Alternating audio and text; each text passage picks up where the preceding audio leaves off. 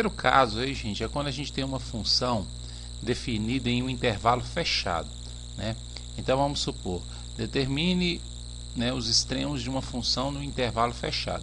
Sempre que a função estiver dada no intervalo fechado, a gente vai falar de extremos, máximo e mínimo, absolutos, né? Como que é feito isso? Então o primeiro passo, né, é encontrar os pontos críticos da função. Então vou pegar essa função e vou derivar. A derivada de x ao quadrado é 2x. Os pontos críticos a gente encontra de duas formas: ou a derivada não existe, ou a derivada é igual a zero. A derivada não existe, a derivada é igual a 2x, ou seja, o x aqui pode ser positivo, negativo, pode ser o zero, não tem restrição. Então a derivada sempre existe, então isso aqui não vai gerar ponto crítico. Então a única forma de encontrar ponto crítico é a derivada sendo igual a zero. Então eu pego a derivada que é 2x igual a zero, passo 2 para cá dividindo x igual a zero. Aí vou verificar, como a minha função está dada dentro de um intervalo, se esse valor que eu encontrei pertence ao intervalo. X igual a zero pertence ao intervalo de menos 2 até 1. Então x igual a zero é um ponto crítico. Então essa função só tem um ponto crítico, certo? Depois que eu encontro o ponto crítico, quando se trata de intervalo fechado, eu vou testar esses valores. Eu vou testar aqui as extremidades do meu intervalo, vou testar o menos 2, vou testar 1 e vou testar os pontos críticos que eu encontrei que estão entre eles, menos 2 e 1. Então eu vou testar sempre os valores do intervalo, que no caso aqui são menos 2 e 1, e vou testar também os pontos críticos que eu encontrar.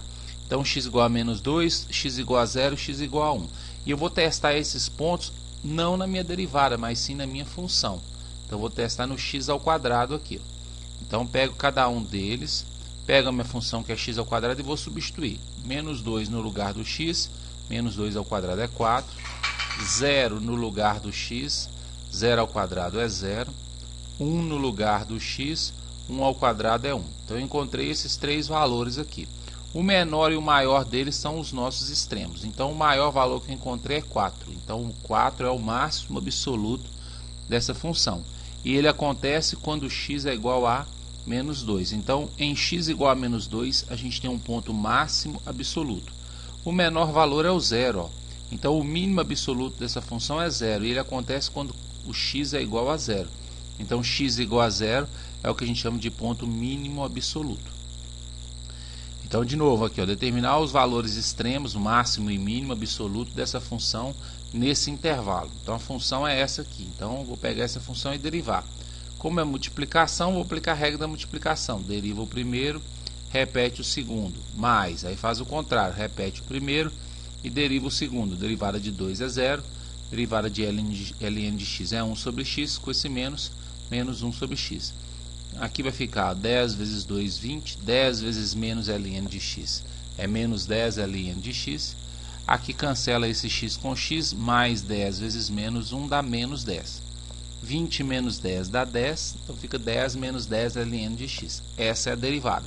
Aí nós vamos procurar os pontos críticos. Primeiro onde a derivada não existe. Depois onde a derivada é igual a zero. Só que a derivada existe para todo ponto do domínio. Esse tipo de função aqui não apresenta nenhum problema em relação ao domínio dessa função. Então aqui não vai ser gerado ponto crítico. Isso aqui, então eu vou pegar a derivada, que é isso, igualar a zero. Passo isso aqui para cá, 10 ln de x é igual a 10. O 10 passa dividindo, ln de x é igual a 1. Assim, x é igual a e. Lembrando que ln é logaritmo, a base aqui é o e, e aí eu faço e elevado a esse número aqui, que é 1.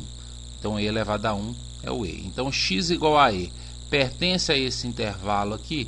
Pertence. Como ele pertence, ele é um ponto crítico. Então eu vou pegar o 1, que é o início do meu intervalo, o e ao quadrado, que é o final do meu intervalo, e vou pegar o e, que é o meu ponto crítico. Lembrando que o e é 2, alguma coisa. Então começa no 1, 2, alguma coisa ao quadrado vai dar 4, alguma coisa aqui. Então todo número entre 1 e 4, alguma coisa é o contexto dessa minha função. Vou pegar a minha função, que é essa aqui, 10x2 menos ln de x, e vou substituir os valores. Primeiro 1. Vou colocar 1 aqui, ó. 10 vezes 1 é 10. Aí 2 menos ln, vou colocar 1 aqui, ln de 1. Lembrando que o ln de 1 vale 0, então sobra 2. 2 vezes 10, 20. Pego o e e vou colocar na minha função. Então ponho o e aqui, 10e, 2 menos ln de e. Então é isso aqui, ó. ln de e vale 1, 2 menos 1 é 1, 1 vezes 10e é 10e. Como o e é 2, alguma coisa, isso aqui vai dar 20 alguma coisa, certo? E ao quadrado, vou colocar o e ao quadrado aqui e o e ao quadrado aqui, vai ficar assim. ln de e ao quadrado é 2, né? E 2 menos 2 é 0. 0 vezes esse cara aqui vai dar 0. Então o maior valor que eu encontrei é o 10e, que é 20 e alguma coisa, é maior do que o 20, né? Então como esse é o valor, maior valor, então a função tem um máximo absoluto em x igual a e. O menor valor que eu encontrei é o 0, então x igual a e ao quadrado é o mínimo absoluto dessa função aí.